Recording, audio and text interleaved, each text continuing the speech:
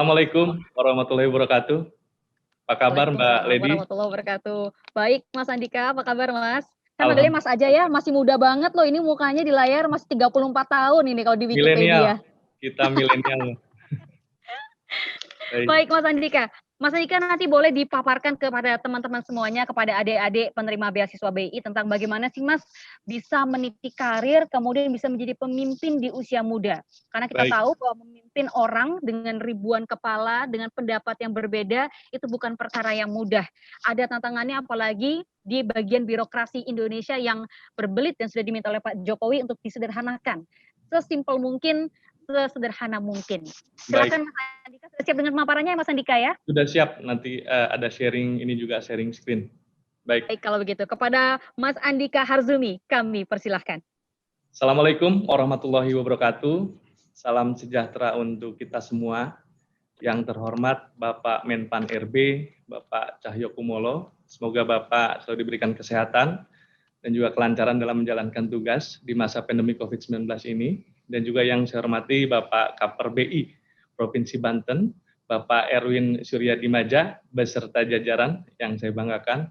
Dan juga yang saya hormati Ibu Bupati Kabupaten Lebak yang sangat luar biasa, Ibu Iti Oktavia Jayabaya, di mana beliau juga salah satu generasi muda Banten yang membanggakan dalam memimpin daerah.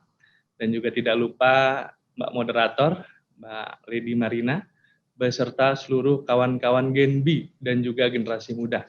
Pertama tentu pada kesempatan ini saya memberikan apresiasi Pak Erwin di masa pandemi COVID-19 bahwa event Banten Millennials Leadership ini juga sangat luar biasa. Saya melihat bahwa momentum ini bisa dijadikan untuk momentum peningkatan bagi kreativitas anak-anak muda di Banten khususnya dalam kaitan tadi kepemimpinan dalam membangun daerah. Nah, mungkin saya lanjut dalam kapasitas ini, share screen yang akan saya berikan.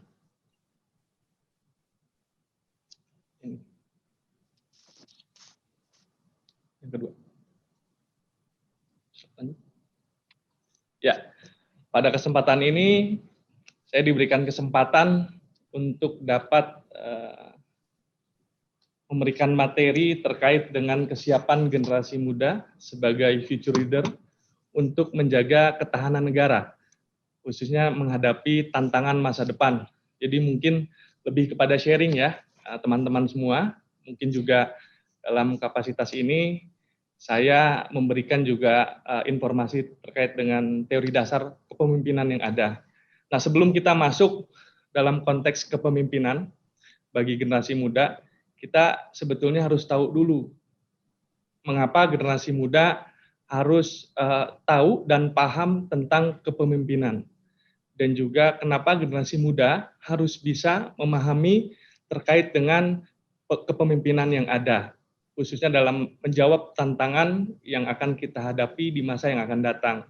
Nah, di sini juga khususnya dalam kapasitas bagaimana generasi muda juga harus memiliki jiwa pemimpin. Jadi sebelum masuk dalam kaitan kepemimpinan dan pemimpin, mungkin kita flashback dulu kepada sejarah, khususnya sejarah kepemimpinan generasi muda yang ada di Indonesia.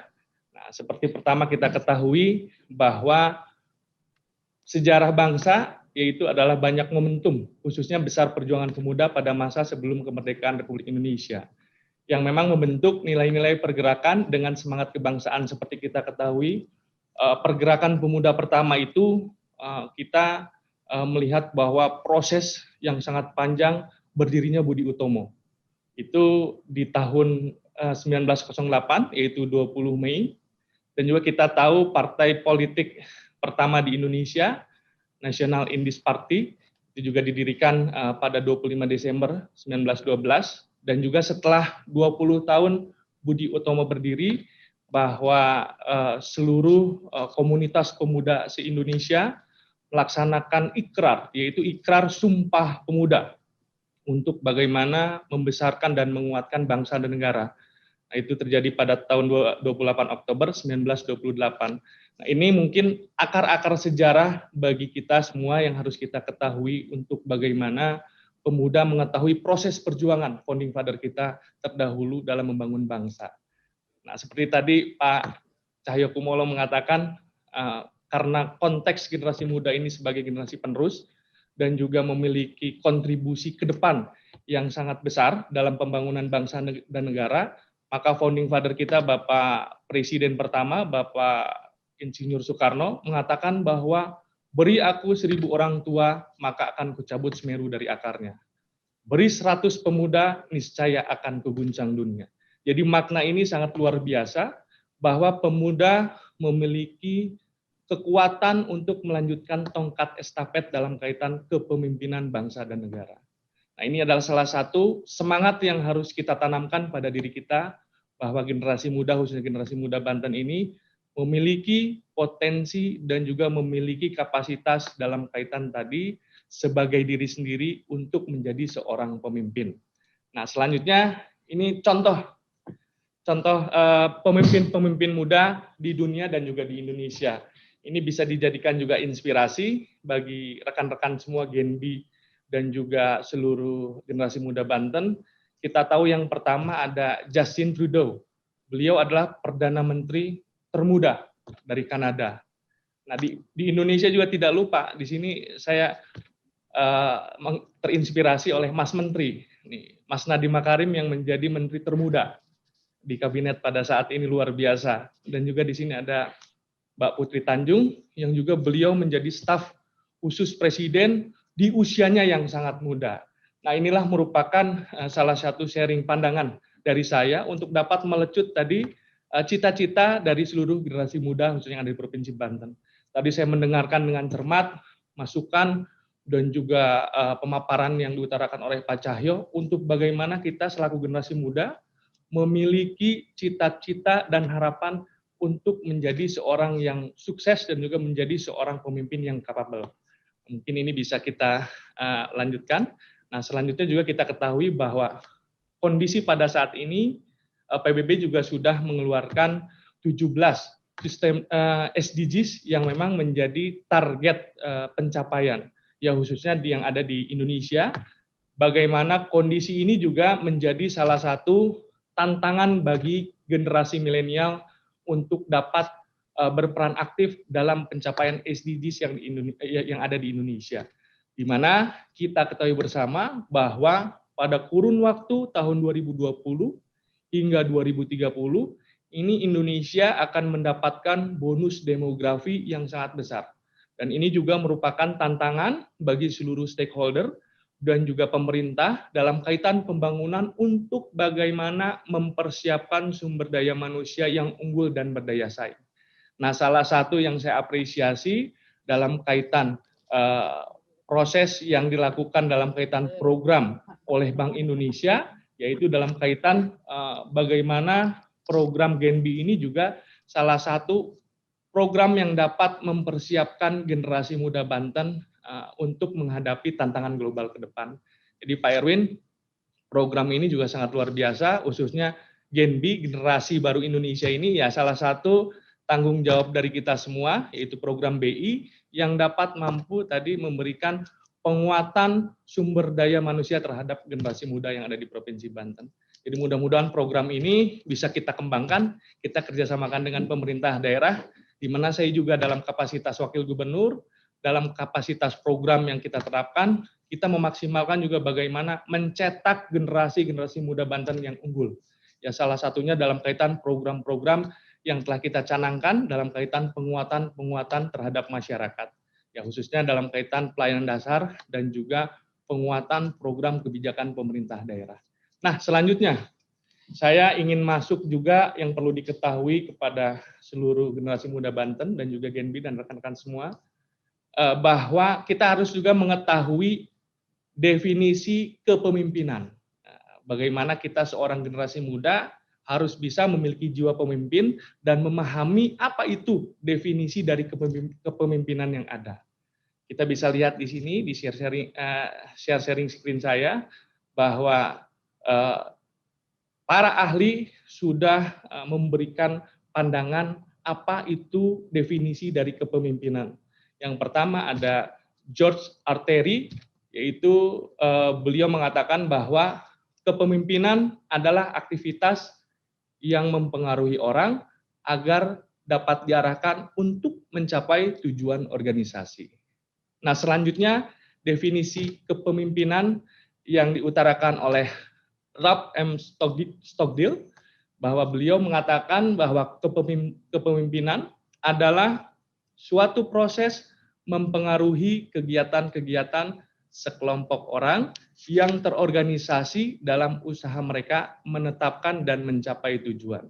Nah, selanjutnya konsep definisi kepemimpinan yang diutarakan oleh Gareth Jones dan Jennifer George adalah kepemimpinan adalah proses di mana individu mempunyai pengaruh terhadap orang lain dan juga dapat mengilhami, memberi semangat, motivasi, dan juga mengarahkan kegiatan-kegiatan untuk membantu tercapainya tujuan kelompok atau organisasi. Nah, inilah adalah definisi kepemimpinan yang telah diutarakan oleh para ahli, yang menurut saya juga salah satu modal dasar ataupun juga sebagai pengetahuan kita sebagai generasi muda untuk bagaimana kita sebagai generasi muda dapat mengkaji potensi diri kita untuk menjadi pemimpin yang handal dan memiliki kapasitas. Selanjutnya, kita masuk dalam konteks filosofi kepemimpinan, khususnya pada masa depan, di mana filosofi kepemimpinan dalam konteks masa depan telah berubah paradigmanya. Ke depan saya melihat bahwa konteks kepemimpinan yang ada, seorang pemimpin itu harus dapat melayani. Dan juga kepemimpinan itu ataupun pemimpinan itu harus dapat menyelesaikan suatu masalah. Dan juga seorang pemimpin atau kepemimpinan itu harus juga dapat berorientasi mengembangkan solusi atas permasalahan yang kita hadapi. Nah, ini adalah filosofi-filosofi yang juga perlu kita pahami untuk bagaimana kita dapat berkontribusi dalam memecahkan problem solving terhadap masyarakat apabila nanti kita masuk di dunia pemerintahan, dunia politik, dan juga dunia yang memang memerlukan tadi seorang kepemimpinan yang memiliki jiwa solutif. Selanjutnya juga ini kita uraikan dalam kapasitas kondisional filosofi kepemimpinan masa depan yang tadi. Nah, setelah kita breakdown ke bawah, apa sih yang harus dimiliki oleh seorang pemimpin, khususnya bagi generasi muda, sebagai modal kita menjadi seorang pemimpin yang dapat dipercaya dan juga dapat diberikan amanah oleh masyarakat. Yang pertama tentu adalah integritas. Integritas adalah jujur dan juga amanah dalam menjalankan tugas. Ini salah satu poin yang paling penting bagi kita seorang pemimpin untuk dapat tadi menjalankan segala sesuatu tanggung jawab berdasarkan integritas, yaitu jujur dan juga amanah. Dan juga yang kedua, dalam konteks pemimpin yang baik. Nah, dalam konteks pemimpin yang baik juga harus dapat menciptakan kader-kader, yaitu dengan dapat memberikan kepercayaan kepada yang dipimpin agar terjadi regenerasi kepemimpinan yang memang baik di struktur, baik itu pemerintahannya ataupun perusahaannya. Dan yang ketiga tentu dalam konteks pemimpin masa kini, sekarang pemimpin itu sudah tidak seperti dulu. Kalau dulu memang seperti ada gap yang jauh antara pemimpin dengan masyarakat, khususnya di pemerintahan, ataupun antara pimpinan perusahaan dengan anak buah perusahaan. Nah, momentum saat ini, pada masa ini, ya pemimpin itu dalam kaitan filosofi kepemimpinan masa depan harus memiliki dan juga membangun hubungan egaliter, kesamaan antara kita semua agar dapat saling memberikan supporting yang sangat luar biasa. Nah, termasuk juga harus memiliki pandangan yang visioner, futuristik, dan juga sikap tidak pernah berhenti belajar. Nah, ini sikap tidak pernah berhenti belajar itu dari manapun juga. Saya belajar dari Pak Erwin juga banyak, saya belajar dari Bu Iti terkait kepemimpinan juga saya memiliki ya istilahnya referensi pemimpin yang banyak dan luar biasa di Indonesia khususnya yang dapat diterapkan pada kemampuan, kapasitas, dan kapabilitas saya sebagai seorang wakil gubernur. Dan juga tentu seorang pemimpin itu harus memiliki teladan yang baik. dan juga memiliki rasa empati, baik itu terhadap anak buah ataupun juga terhadap masyarakat dalam konteks pemerintahan yang ada. Nah, selanjutnya yang paling penting, nah pada saat ini bahwa pemimpin itu harus menjadi pendengar yang baik. Jadi apabila ada masyarakat yang datang ke pendopo gubernur atau ke pendopo bupati, mereka mengeluhkan kondisi situasi yang ada, ya insya Allah saya semaksimal mungkin dengan kapasitas sebagai saya wakil gubernur, saya mencoba untuk dapat menjadi pendengar yang baik untuk masyarakat, untuk mendengarkan keluhan-keluhan yang memang terjadi di dalam lingkungan daerah yang ada. Dan juga tentu terakhir, pemimpin itu harus dapat menginspirasi. Makanya tadi saya gambarkan beberapa pemimpin muda yang mudah-mudahan ini juga dapat memberikan inspirasi dan kita juga dapat menginspirasi orang untuk menjadi pemimpin yang memang memiliki kapasitas dan kemampuan untuk sebagai seorang pemimpin. Nah, selanjutnya di sini saya lebih mengangkat kepada konteks bahwa pemimpin itu tidak dibuat ataupun dilahirkan, tapi pemimpin itu adalah dipersiapkan. Ini jelas ahli Stephen R. Covey yang menyebutkan bahwa pemimpin itu dipersiapkan, bukan dilahirkan.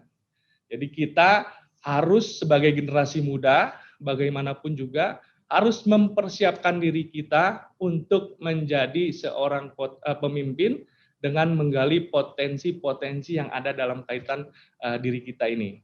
Nah, selanjutnya bagaimana mengembangkan potensi kepemimpinan dalam diri kita. Nah, di mana kita bisa melihat bahwa kita juga harus mengetahui nilai-nilai kepemimpinan yang ada di masa depan. Kalau tadi kan definisi dari kepemimpinan, kalau ini nilai-nilai yang harus kita terapkan dalam kapasitas kita sebagai ataupun yang akan menjadi seorang pemimpin. Yang pertama, titik beratnya adalah disiplin dan juga berani mengambil tanggung jawab. Seperti tadi apa yang telah diutarakan oleh Bapak Cahyo Kumolo. Kita sebagai generasi muda harus dapat tadi mengambil keputusan dan mengambil resiko untuk kemajuan dan menggali potensi kita ke depan. Nah, yang kedua tentu untuk menjadi seorang pemimpin, tentu kita juga harus merasakan menjadi seorang yang harus dipimpin oleh orang. Jadi seorang pemimpin juga harus belajar untuk patuh. Belajar untuk patuh, menjalankan tadi tugas-tugas yang memang diberikan mandatnya untuk dilaksanakan, baik itu dalam kapasitas pemerintahan, dalam pelaksanaan pelayanan program yang ada di pemerintahan tersebut. Dan yang ketiga adalah mengembangkan kesadaran situasional, di mana dalam konteks ini juga kita harus dapat memberikan tadi supporting, semangat kepada lingkungan kita untuk dapat melaksanakan tugas-tugas itu sebaik-baiknya. Nah, tentu seorang pemimpin juga yang keempat, di poin keempat, harus memiliki jiwa yang dapat menginspirasi orang lain. Inspirasi ini kan sangat penting. Tadi kalau kata Pak Cahyo kan mimpi, cita-cita, hayalan. Nah, ini yang mungkin inspirasi ini dapat mempengaruhi dari cita-cita dan hayalan yang akan kita laksanakan, yang akan kita inginkan khususnya di masa yang akan datang. Nah, yang kelima tentu seorang pemimpin harus menjadi pribadi pembelajar yang baik. Nah, ini sudah otomatis bahwa kita semua dalam melaksanakan tugas, bahwa manusia adalah makhluk sosial, butuh komunikasi, butuh kebersamaan dalam menjalankan fungsi tugasnya, baik itu fungsi tugas sebagai seorang pemerintah, fungsi tugas sebagai seorang perbankan, bahkan fungsi tugas sebagai seorang mahasiswa dan juga mahasiswi.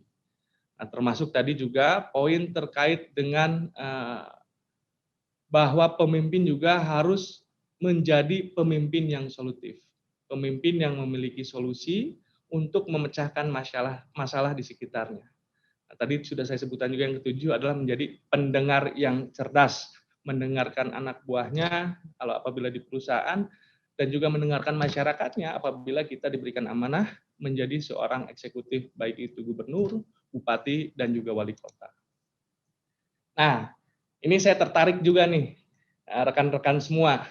Ini kata-kata yang diungkapkan oleh Haji Agus Salim, pahlawan nasional kita. Leiden is lijden. Memimpin adalah menderita. Jadi pengertian memimpin adalah menderita, ini bagaimana memotivasi seorang pemimpin untuk dapat tadi memberikan kontribusi pengaruhnya terhadap kemajuan lembaga tersebut dengan tadi berkontribusi untuk bagaimana mereka juga dapat memacu, menguatkan lingkungannya. Nanti kita bisa lihat setelah ini ada perbedaan antara pemimpin dan pimpinan. Leiden is lijden. Ini bisa kita aplikasikan setelah ini. Nah, ini kita bisa bandingkan. Leader dan juga bos. Pemimpin dan pimpinan. Bisa kita lihat di gambar bahwa apabila leader memberikan motivasi.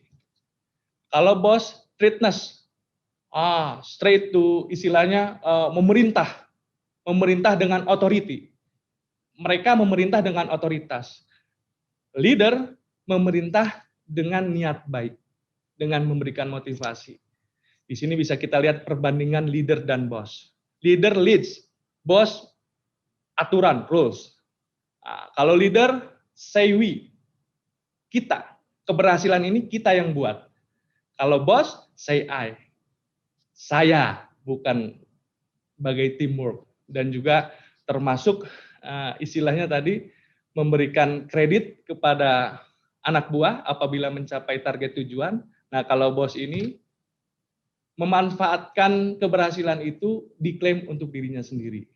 Nah, mungkin teman-teman generasi baru Indonesia bisa melihat. Jadi proporsi perbedaan antara leader dan bos untuk bagaimana mencapai suatu tujuan. Perbedaan ini yang ada. Nah, selanjutnya ini juga saya akan sharing, ya mudah-mudahan ini juga saya sama Mbak Lady, saya juga sedang belajar terus bagaimana menjadi seorang pemimpin yang baik. Saya terus belajar, baik dari senior-senior saya, lingkungan saya, dan juga masyarakat saya tentunya. Di mana dari esensi proses pembelajaran tersebut, saya dapat menyimpulkan beberapa kunci dalam kaitan penerapan kepemimpinan di masa depan bagi generasi muda. Nah, kunci yang pertama adalah menjadi pemimpin bagi dirinya sendiri. Di mana kita harus mulai dari diri kita sendiri sebagai seorang pemimpin yang baik adalah orang yang dapat memimpin dirinya sendiri terlebih dahulu.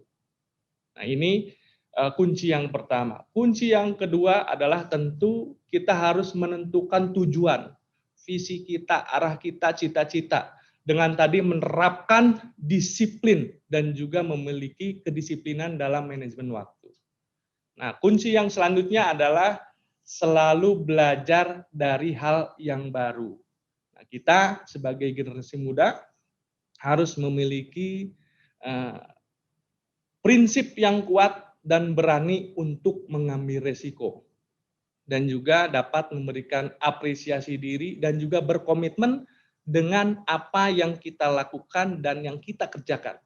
Mahasiswa memiliki komitmen untuk bagaimana kita harus menyelesaikan pendidikan secepatnya dengan nilai yang memuaskan. Contohnya, kan kita berharap juga jangan sampai di sini rekan-rekan Genbi ada yang menjadi mahasiswa abadi. Nauzubillah min dzalik, jangan sampai. Jadi kita harus memiliki komitmen bagaimana kita sebagai generasi muda harus memiliki komitmen yang kuat untuk menyelesaikan suatu goals, target yang kita tentukan.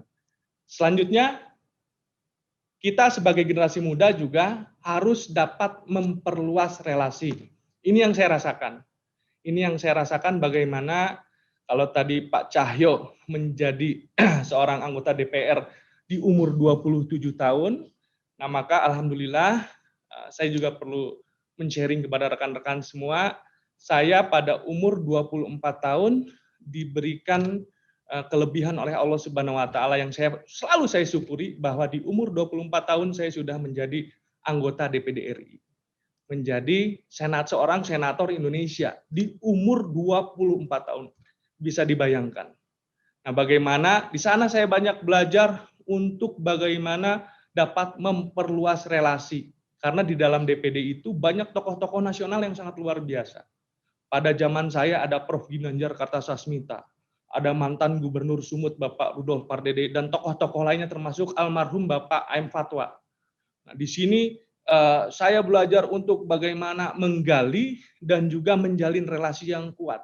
Karena saya berpikir ke depan bahwa politik is need communication and coordination dari sebuah relasi yang ada. Nah, ini juga sama bagi teman-teman yang ingin berbisnis, tentu harus juga mempunyai relasi untuk menguatkan tadi bisnis kita ke depan, misalnya seperti itu. Nah, selanjutnya, kunci penerapan kepemimpinan bagi generasi muda di masa depan, yaitu yang selanjutnya adalah sebagai agent of change, di mana mahasiswa ini memiliki tanggung jawab baik kepada diri kita sendiri dan juga lingkungan, dan juga dalam kaitan penerapan jiwa kepemimpinan yang ada. Nah, ini sudah jelas kalau agent of change adalah bagian dari hal yang memang harus kita lakukan sebagai generasi muda. Agen perubahan, agen pembaharu yang memang kita harus lakukan di lingkungan sekitar kita. Nah, selanjutnya kunci yang terakhir yang harus kita miliki sebagai generasi muda untuk dapat tadi menjadi seorang pemimpin, kita harus dapat memiliki kreasi dan juga inovasi. Di mana para generasi muda saat ini harus berpikir juga out of the box untuk bisa memberikan kontribusi yang baik bagi lingkungan kita. Baik itu saya di lingkungan pemerintah, untuk bagaimana saya sebagai perwakilan milenial yang ada di eksekutif, untuk dapat memberikan kontribusi pemikiran kreatif untuk pengembangan kesuksesan pembangunan yang ada di Provinsi Banten. Bapak Ibu hadirin yang saya hormati, rekan-rekan Genbi, nah ini saya sudah istilahnya sudah saya kotakkan dalam beberapa bidang terkait dengan tadi kesiapan generasi muda sebagai future leader dalam kaitan ketahanan nasional dan ketahanan negara. Memang dalam struktur konteks bidang akademis, sebagai mahasiswa kita harus memiliki karakter yang memang dibutuhkan bukan sekedar mahasiswa yang unggul dalam sisi akademik, melainkan juga dibutuhkan resilience ataupun ketahanan pribadi yang kuat untuk menghadapi berbagai perubahan dan tantangan. Seperti tadi Pak Cahyo mengatakan bahwa generasi muda sekarang harus menguasai teknologi informasi yang dapat tadi kita kembangkan menjadi salah satu wadah dalam kaitan berkreasi. Baik itu kreasi dalam pendidikan, baik itu berkreasi dalam usaha, dan juga dalam penguatan-penguatan lainnya. Nah, di dalam bidang sosial budaya, tentu kita seorang generasi muda harus juga dapat meningkatkan religiusitas, optimisme, dan juga nilai-nilai kebangsaan, dan juga mengedepankan kearifan lokal di tengah arus deras globalisasi yang menjadi penting untuk membentuk identitas daerah dan juga daerah yang berdaya saing. Nah, selanjutnya di bidang teknologi, menurut saya digital literasi ini merupakan salah satu kemampuan yang harus dimiliki oleh generasi muda untuk dapat menggunakan beragam teknologi digital, khususnya dalam kehidupan sehari-hari, baik itu di dunia kerja, dunia wirausaha, dan juga dunia pendidikan. Nah, saya juga memiliki tagline, di mana tagline pemuda yang memacu semangat yaitu pemuda hari ini adalah pemimpin di masa depan. Nah, terakhir saya juga berpesan kepada generasi muda Banten, di mana di tengah-tengah pandemi COVID-19 yang melanda Provinsi Banten, saya juga berharap bahwa rekan-rekan generasi muda juga dapat memberikan informasi sosial terhadap masyarakat dalam kaitan penerapan protokol kesehatan.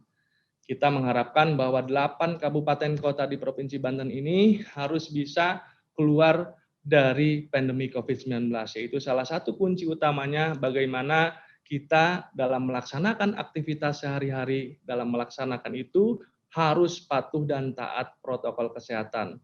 Seperti yang sepele tetapi sangat penting, yaitu yang perlu disosialisasikan adalah 3M tadi. Yang pertama, memakai masker. Yang kedua, mencuci tangan. Yang ketiga, menjaga jarak. Apabila kita harus beraktivitas dan juga keluar rumah. Dan semoga protokol kesehatan ini selalu kita patuhi bersama, karena perlu saya informasikan, di minggu ini alhamdulillah 7 kabupaten kota di Provinsi Banten kembali masuk zona orange. Di minggu kemarin hampir 4 kabupaten kota semuanya masuk zona merah penyebaran COVID-19. Mengapa? Karena memang dalam kapasitas ini kami pemerintah Provinsi Banten melaksanakan tracking dan juga terhadap masyarakat untuk dapat tadi memetakan penyebaran COVID-19 yang ada di Provinsi Banten. Memang positivity rate yang ada di Provinsi Banten ini 4,4%. Jadi saya berharap nanti dengan pemetaan ini selesai, target 1% dari jumlah penduduk di Provinsi Banten, kita bisa memetakan dan juga masyarakat taat protokol kesehatan, sehingga kita minimal bisa memutus mata rantai penyebaran COVID-19 yang ada di Provinsi Banten. Mungkin demikian, Mbak Lady. Terima kasih, Pak Erwin, atas kesempatan yang diberikan kepada saya. Senang sekali saya bisa sharing, berbagi pengetahuan dengan teman-teman semua. Semoga ini dapat bermanfaat, yang lebihnya mungkin bisa dicerna, yang kurangnya mungkin bisa dibuang jauh-jauh. Karena harapan kami, kebersamaan ini dapat mampu memberikan kontribusi bagi pembangunan yang ada di Provinsi Banten. Demikian, terima kasih. Wabillahi taufiq wal hidayah. Wassalamualaikum warahmatullahi wabarakatuh.